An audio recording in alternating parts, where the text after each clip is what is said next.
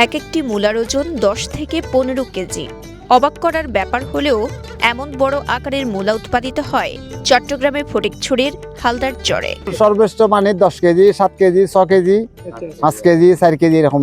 200 টাকা পর্যন্ত বেশি, 250 টাকা বেশি, 150 টাকা বেশি, মূলা মাইক ধরেরই।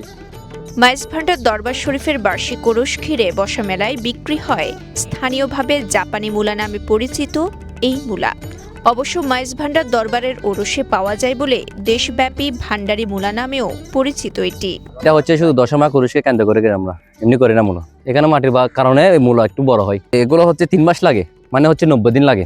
90 দিন পরে ওই আমাদের মূলাগুলো বড় হয়ে যায়। যারা মেহমান অতিথি এবং চিটাঙ্গের লোক বা বাংলাদেশের যা আনাচে আছে নিয়ত করে নিছে, কেউ সুন্দর নিছে, কেউ চিটাঙ্গের মূলা নিছে, এক একজনের এক এক মন্তব্য নিয়ে আর কি।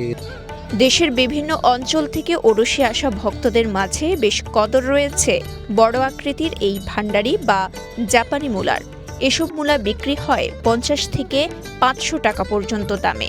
ভান্ডারি মূলা নামে বিভিন্ন জায়গা মানুষ আয়ের লইজার এখন তাহলে ভান্ডারি মূলা নামে যত সাইজ বড় এত দাম বেশি। গত বছর যেন কিছু গুণরি ব্যাগ গুণতে এবছর তো লাভ হইবে সম্ভাবনা আছে। সোয়াবিলের হালদা নদীর চরের এই মূলাটা উৎপাদন, কারণ এটা হচ্ছে পাহাড়ি ডলে যে একটা পলি মাটি আসে, উর্বর পলি মাটি, ওই পলি মাটি সীমাবদ্ধ ছিল।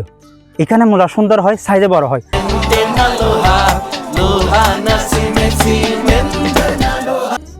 চরের বিস্তীর্ণ ফসলি মাঠ জুড়ে চাষ হয় জাপানি জাতের এই মূলার।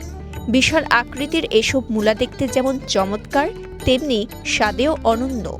কৃষিবিদদের মতে ফটিকছড়ির হালদা চরের এই সবজি দেশে উৎপাদিত সবচেয়ে বড় মূলা। হয়তো গতবার একটু দাম কম পেয়েছিল কৃষক যেটা বলছেন, এবার মনে হয় সেটা হবে না, কারণ এরপরে আরেকটা ওরস আছে, সেটাকেও কেন্দ্র করে তারা কিছু মূলা রেখে দিচ্ছে।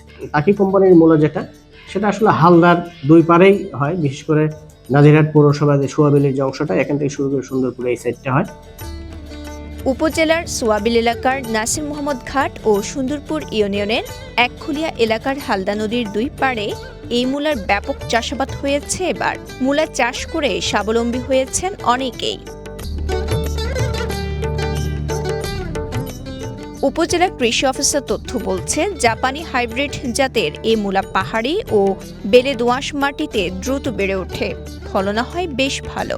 এবার উপজেলার প্রায় 150 হেক্টর জমিতে এই জাতের মূলা চাষ করেছেন প্রায় 1000 কৃষক।